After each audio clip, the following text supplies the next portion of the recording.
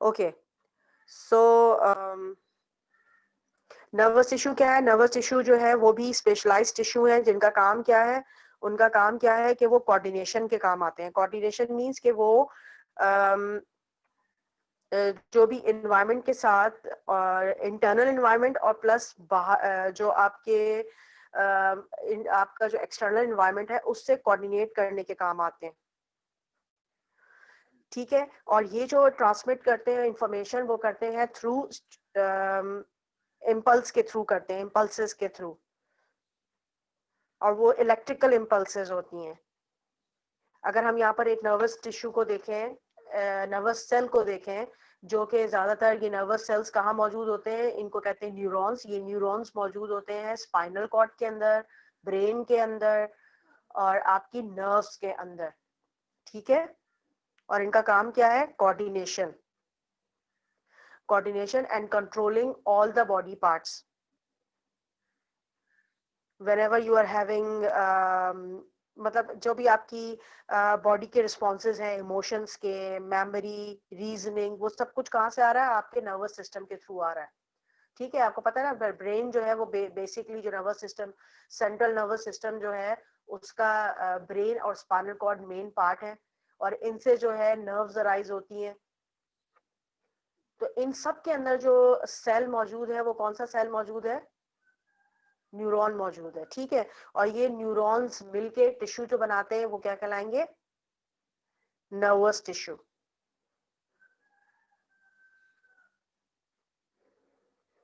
अच्छा, अब आपने आज जो टॉपिक आज जो पढ़ना था बेसिकली वो था हमारा प्लांट टिश्यू। प्लांट टिश्यूज, अभी हमने से पहले सारे एनिमल्स टिश्यू की बात की। प्लांट टिश्यूज के अंदर अब क्या है कि ये भी बेसिकली प्लांट्स के जितने भी फंक्शंस हैं, जैसे फोटोसिंथेसिस है, ट्रांसपोर्ट है, रिस्पिरेशन है, ये इन सब के काम अंजाम दे रहे हैं। और वही वाली बात के सेल्स होते हैं, cells the group of cells are known as tissue. Same वही बात है यहाँ पर भी। बेसिकली प्लांट के जो टिश्यूज होते हैं वो मेरिस्टेमेटिक होते हैं या परमानेंट होते हैं। मेरिस्टेमेटिक टिश्यू जो होते हैं बेसिकली ये लिविंग सेल्स होते हैं और ये केपेबल होते हैं सेल डिवीजन के। लेकिन जब हम बात करते हैं परमानेंट टिश्यू की, तो परमानेंट टिश्यू में एक तो इनमें डिवीजन नहीं हो सकती है, they are incapable of division. Plus इनमें से जो कुछ कैटेगरीज जो हैं जो डेड सेल्स पे होती हैं परमानेंट के अंदर। ठीक है, क्योंकि ये अपना जो भी इनका जो फंक्शन होता है उसे परफॉर्म करने के लिए ये फिर डेड सेल में कन्वर्ट हो जाते हैं, ताकि ये जो है अपना काम बहुत अच्छे से अंजाम दे सकें। जैसे मैं अगर जाइलम की बात करूं, तो जाइलम है तो ये डेड सेल्स होते हैं। क्यों? ताकि इनका काम होता है ट्रांसपोर्ट ऑफ वाटर। तो ये डेड इसलिए हो जाते हैं ताकि ना इनको ज्यादा एनर्जी यूटिलाइज करने की जरूरत हो, और जब ये डेड हो जाते हैं तो इनका साइटोप्लाज्म खत्म हो जाता है, और फिर ये ज्यादा से ज्यादा ट्रांसपोर्ट का काम अंजाम देते हैं instead of utilising the plant energy themselves. ठीक है, अब समझ आ गई कि परमानेंट टिश्यू क्यों होते हैं। तो अच्छा, अब बात करते हैं मेरिस्टेमेटिक टिश्यू की। मेरिस्टेमेटिक टिश्यू के अंदर अगर मैं बात करूं तो ये ज्यादातर उन जगहों पे मौजूद होते हैं जहां पर प्लांट की ग्रोथ हो रही होती है। जैसे कि प्लांट की ग्रोथ कहाँ होती है? रूट्स में होती है बेसिकली। रूट्स देखते हैं ना, रूट्स डेवलप हो रही होती है, नई सी नई रूट्स बन रही होती हैं, और मुस्तकिल जो होती है रूट्स के अंदर डेवलपमेंट हो रही होती है। ठीक है, तो इस मेरिस्टेमेटिक टिश्यू की जो है टू टाइप्स हो गई, apical meristem and lateral meristem. Apical meristems जो है वो टिश्यूज प्रेजेंट होते हैं कहाँ पर? Apex of roots and stems में। और लेटरल मेरिस्टेम जो होता है वो lateral sides of roots and shoots के अंदर मौजूद होते हैं, और by the division they are responsible for the growth of the plant. और एक चीज जो मैं बताने से रह गई वो ये कि एपिकल मेरिस्टेम जो है वो प्राइमरी ग्रोथ के रिस्पॉन्सिबल होते हैं, और जो लेटरल मेरिस्टेम जो होते हैं वो सेकेंडरी ग्रोथ के लिए रिस्पॉन्सिबल होते हैं। सेकेंडरी ग्रोथ में क्या आ जाता है आपका? डेवलपमेंट ऑफ फ्लावर आ गया, डेवलपमेंट ऑफ और मजीद सेकेंडरी करेक्टरिस्टिक्स आ गए जिसमें मेच्योरिटी भी है सेल्स की। वहां पर जो है लेटरल मेरिस्टेम जो है वो रिस्पॉन्सिबल होते हैं।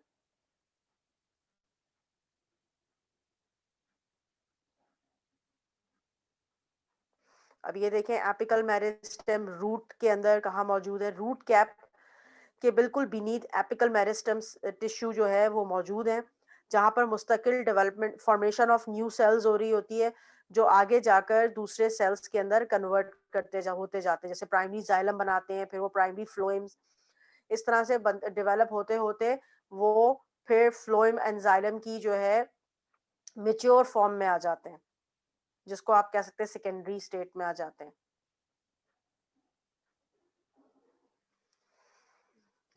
ठीक है, मेरिस्टेमेटिक टिश्यू आप लोग के समझ में आए? कोई सवाल है यहाँ पर?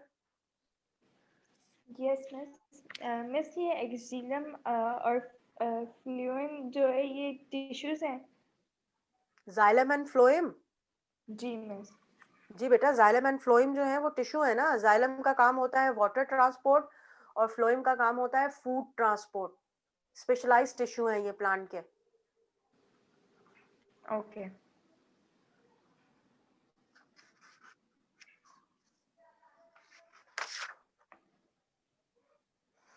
ओके, अब हम परमानेंट टिश्यूज की तरफ आ जाते हैं, जो कि मेच्योर सेल्स हैं और they are incapable of cell division. अब इसके अंदर भी आ जाते हैं सिंपल एंड कॉम्प्लेक्स। अच्छा, कॉम्प्लेक्स के अंदर तो वही आ गया आपके जाइलम एंड फ्लोएम। पहले जाइलम एंड फ्लोएम बता देती हूँ आप लोगों को, क्योंकि अभी उन्हीं का जिक्र हो रहा है। जाइलम का काम क्या है? Xylem are the type of complex tissue and they are incapable of division and they are responsible for the transport of water in the plant.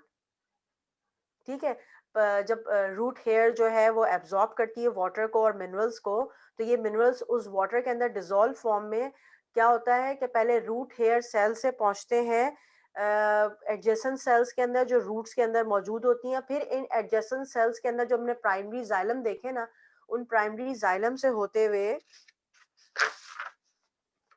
ये देखें, ये अगर आपकी ये रूट हेयर है, यहाँ से वाटर एब्जॉर्ब होके आपके पहुंचा अंदर के सेल्स तक, एडजेसेंट सेल्स जिसे कहते हैं, करीबी जो बराबर के सेल्स होते हैं, फिर पहुंचा प्राइमरी जाइलम, फिर ये जाइलम तक पहुंचा ये वाटर, फिर ये जाइलम रूट के अंदर मौजूद जाइलम से ये पहुंचता है स्टेम के अंदर मौजूद जाइलम में, फिर स्टेम के अंदर मौजूद जाइलम से ये पहुंच जाता है फाइनली लीफ के अंदर। लीफ के अंदर जाइलम और फ्लोएम मिलके बनाते हैं वस्कुलर बंडल। जाइलम और फ्लोएम मिलके क्या बनाते हैं? Vascular bundle. इस वस्कुलर बंडल के अंदर पे जो जाइलम और फ्लोएम मौजूद होते हैं, ये क्या करता है? जाइलम ये वाटर को ट्रांसपोर्ट करता है लीफ के अंदर, which is the site of photosynthesis, और वहां पर ये वाटर यूटिलाइज होता है for the process of photosynthesis. ठीक है, और ये जो जाइलम है इसमें दो तरह के सेल्स जो टिश्यू के अंदर मौजूद होते हैं, vessels and tracheids. Vessels and ट्रैकिएट्स।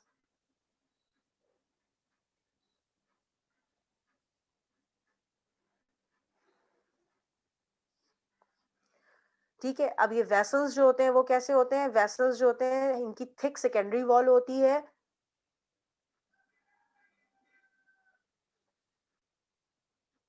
और क्या होता है कि ये जो होते हैं इसके जो सेल्स होते हैं वेसल्स के, वो ट्यूब की तरह फॉर्म हो जाते हैं, एक दूसरे से ज्वाइंट इस तरीके से होते हैं कि जैसे बिल्कुल स्ट्रॉ स्ट्रॉ होता है ना, स्ट्रॉ नुमा ट्यूब्स बन जाती हैं। और जबकि जो ट्रैकिएट्स होते हैं ये सिलेंडर सेल्स होते हैं और ओवरलैपिंग हो रही होती है इनकी।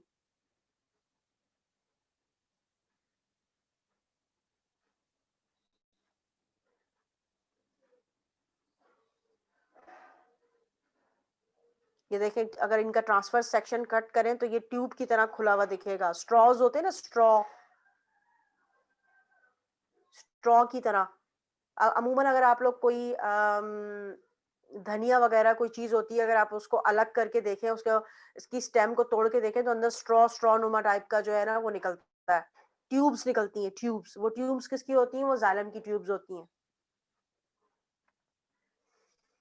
फिर अगर फ्लोएम, फ्लोएम का काम क्या है प्लांट के अंदर? The transport of food. जब फोटोसिंथेसिस की वजह से खाना प्रोड्यूस हो जाता है लीफ के अंदर, तो फिर जो मैंने बताया वस्कुलर बंडल के अंदर मौजूद फ्लोएम जो होता है वो वहां से प्रिपेयर्ड फूड लेके जाता है पूरे पार्ट ऑफ द प्लांट को, ठीक है, पूरे प्लांट की बॉडी में डिस्ट्रीब्यूट करता है। तो वो जो डिस्ट्रीब्यूट जो पाइपलाइन करती है वो कौन सी पाइपलाइन होती है, वो कहलाती है फ्लोएम। ये जो फ्लोएम है यहाँ पर उसका एक लॉन्गिट्यूडनल सेक्शन आपको दिखाया हुआ है कि एक फ्लोएम के अंदर जो टिश्यू है फ्लोएम का, उसके अंदर सीव ट्यूब्स मौजूद होती हैं, सीव ट्यूब, ये सीव ट्यूब्स मौजूद है यहाँ पे, ये देख सकते हो जो पूरी खाली है अंदर से, ठीक है। और ये तकरीबन ये डेड ही हुई हुई होती है ताकि ये अपना काम अच्छे से अंजाम दे सकें। इसको नरिशमेंट और ताकत देने के लिए इसके साथ मौजूद होता है कंपेनियन सेल। कंपेनियन सेल जो होता है ना, ये जो होता है ये लिविंग होता है, जिसका काम होता है कि ये न्यूट्रिशन वगैरह प्रोवाइड करता रहता है ताकि ये जो फ्लोएम है ये अपना काम अंजाम दे सके। इसी के साथ इसी फ्लोएम के अंदर सीव ट्यूब्स, सीव प्लेट्स या सीव प्लेट्स होती हैं। सीव प्लेट्स बिल्कुल छन्नी की तरह होती हैं। सीव नाम से पता चल रहा है, छन्नी, छन्नी समझते हैं ना आप लोग, चाय को छानते हैं, तो ये देखें बिल्कुल छन्नी की तरह है, सीव प्लेट्स। तो एक फ्लोएम के अंदर क्या क्या हो गया, sieve tube, sieve plates and companion sales.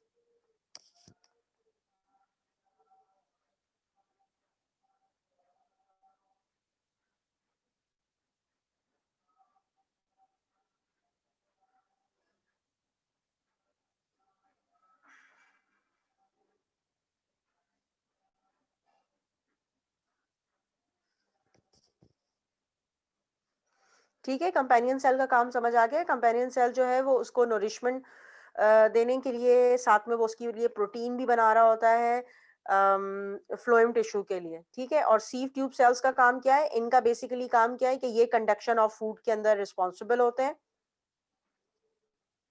तो ये हो गए आपके phloem tissue. Phloem tissue, xylem tissue दोनों मिलकर जो है वस्कुलर बंडल बनाते हैं प्लांट के अंदर। लीफ के अंदर भी वस्कुलर बंडल मौजूद होता है, स्टेम के अंदर भी वस्कुलर बंडल मौजूद होता है। इन दोनों का काम क्या होता है, conduction of food and water. और ये दोनों कौन से टाइप में आते हैं, कॉम्प्लेक्स टिश्यू में। कौन सी टाइप में आते हैं, कॉम्प्लेक्स टिश्यू में। कॉम्प्लेक्स कह लें, कंपाउंड कह लें, एक ही बात है। फिर अब आ जाते हैं हम लोग, अच्छा यहाँ बात बात समझ आ गई, कोई सवाल है करने के लिए तो फिर मैं सिंपल टिश्यू बता दूं। Miss, what is the difference between complex and simple tissues?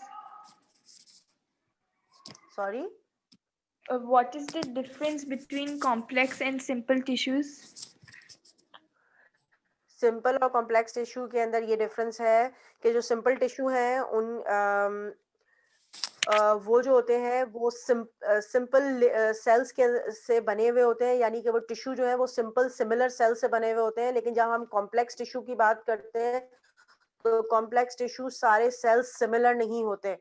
उस टिश्यू के अंदर 3 या 4 टाइप्स मिलके जो होती है ना वो अपना काम अंजाम दे रही होती है। जबकि सिंपल की जब हम बात करते हैं तो सिंपल के अंदर तमाम सेल्स एक जैसे होते हैं। जैसे मैं अगर आपको यहाँ पर दिखाऊं,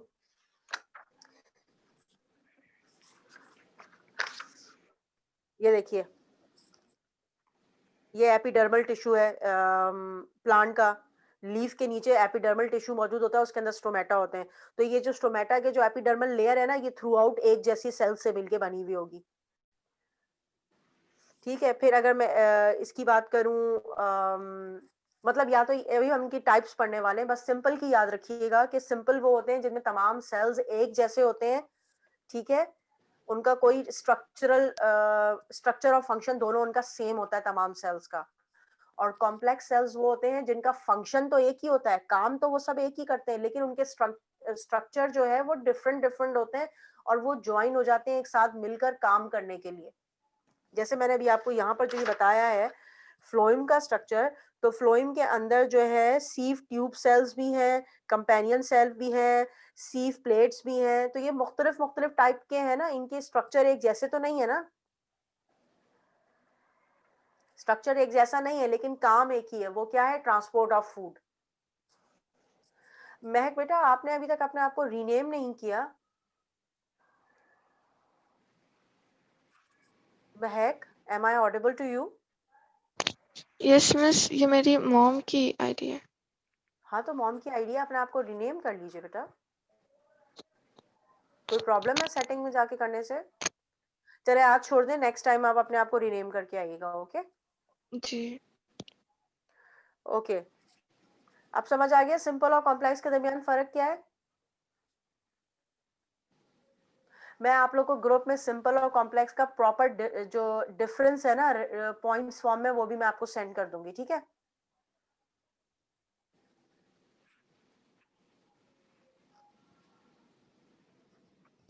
चलें ओके, अब हम सिंपल टिश्यूज की जो टाइप्स हमारे पास बुक में मौजूद है वो देख लेते हैं। Epidermal layers, epidermis, AP, AP माने आउटर, डर्मिस माने स्किन, ठीक है? तो एपिडर्मल टिश्यू वो होते हैं जो कि कोई भी उसकी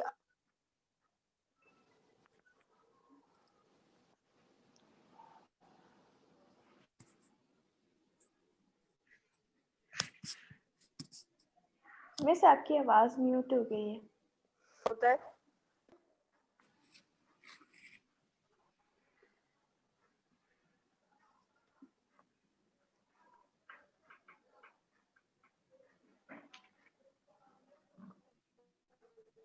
अब आवाज आ रही है आप लोग को?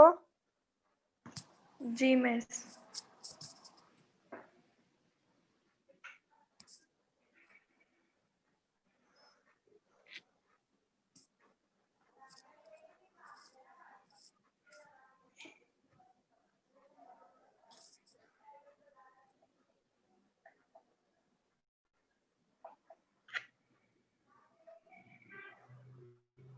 अब आवाज आ रही है आप लोग को?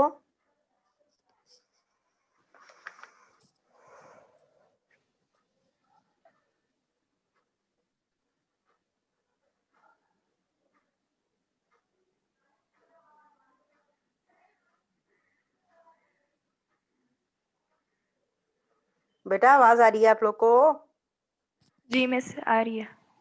तो बोले तो सही। नहीं मिस, अभी आई, पहले नहीं आ रही थी। अच्छा भाई, मैंने कुछ भी नहीं किया वैसे, अब मैं सेट चेक किया अपने कनेक्शंस वगैरह को, सब सही है।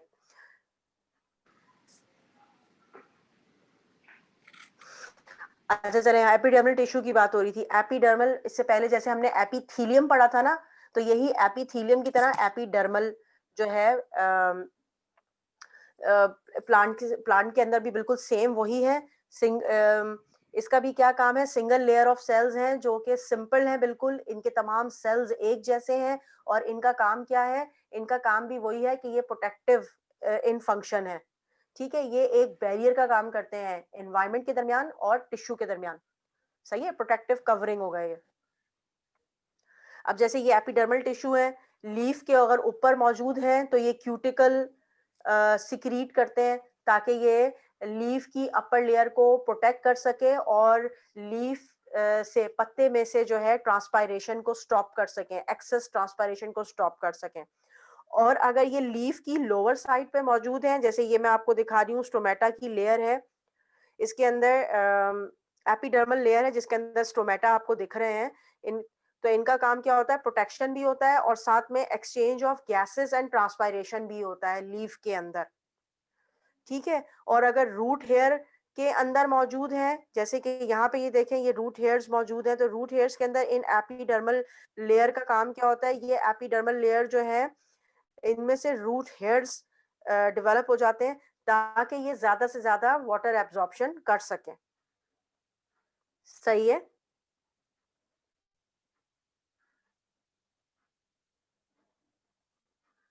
यहाँ तक बात समझ आई एपिडर्मल टिश्यू की? जी मिस। अच्छा,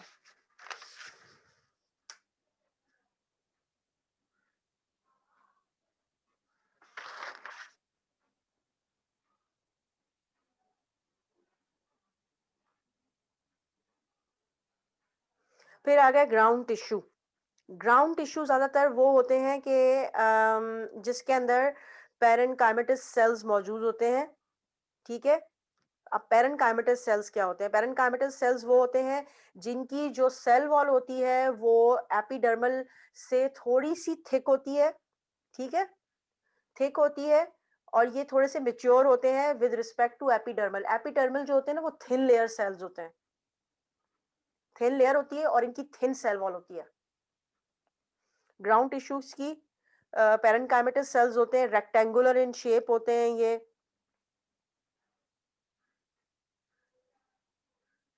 और साथ में इनके अंदर पेरेन्काइमेटस सेल्स के अंदर लार्ज वैक्यूल्स होते हैं फॉर स्टोरेज।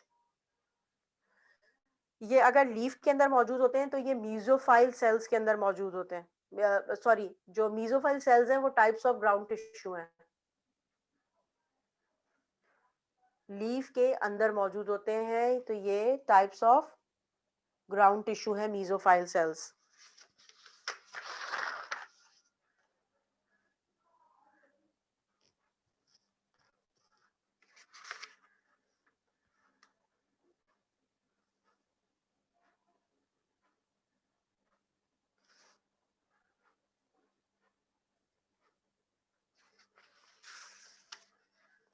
अच्छा, और ये पेरेन्काइमेटस सेल्स जो होते हैं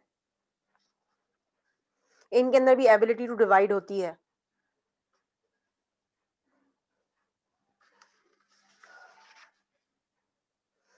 फिर आ जाते हैं सपोर्टिंग टिश्यू। सपोर्टिंग टिश्यू के अंदर आ जाता है आपके अच्छा, सपोर्टिंग टिश्यू नाम से पता चल रहा है कि सपोर्ट प्रोवाइड करते हैं, फ्लेक्सिबिलिटी देते हैं प्लांट को, जिसमें आ जाते हैं कॉलेनकाइमा एंड स्क्लेरेनकाइमा। जैसे अभी हम लोग यहाँ पर जो पढ़ा था,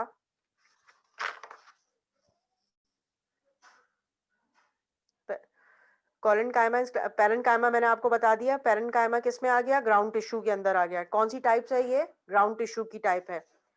अब ये जो कॉलेनकाइमा और स्केलेनकाइमा है ना, ये क्या कहलाते हैं? ये है सपोर्टिंग टिश्यू। अब ये जो कॉलेनकाइमा है ना, ये थोड़ा सा रिजिड सेल वॉल होती है इनकी, हार्ड सेल वॉल होती है with respect to parenchyma cells, parenchymatous sales.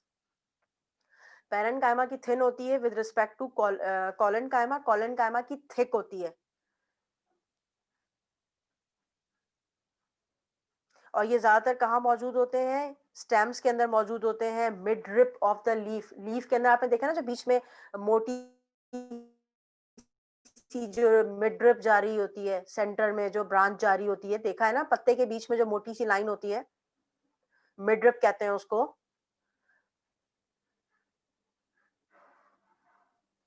ये मिड रिप के अंदर मौजूद होती है, फ्लावर्स के पैटल के अंदर मौजूद होते हैं। ये कॉलेनकाइमेटस सेल्स होते हैं, एलोंगेटेड सेल्स होते हैं, और इनका काम क्या है? To provide support.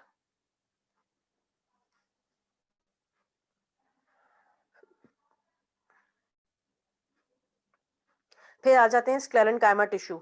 Sclerenchyma tissue के अंदर क्या ये आ जाते हैं? ये उससे कॉलेनकाइमा से भी थिक होते हैं ये स्क्लेरेनकाइमा, और मेजॉरिटी में ये डेड सेल होते हैं, डेड सेल होते हैं, और इनका काम क्या होता है? Storage of food. आयशा बेटा, आप नोट डाउन कर रहे हो ना? जी मैं कर रही थी। स्क्लेरेनकाइमा में इनके ये डेड सेल्स होते हैं और इनका काम होता है स्टोरेज। जैसे कि सीड के अंदर, फ्रूट के अंदर ये जो मौजूद होते हैं, या सीड के कोट, सीड कोट जो होता है बेसिकली वो स्क्लेरेनकाइमा टिश्यू से ही बना हुआ होता है, ठीक है। और ये जो चूंकि मेच्योर होते हैं, डेड होते हैं, तो ये डिवाइड नहीं हो सकते।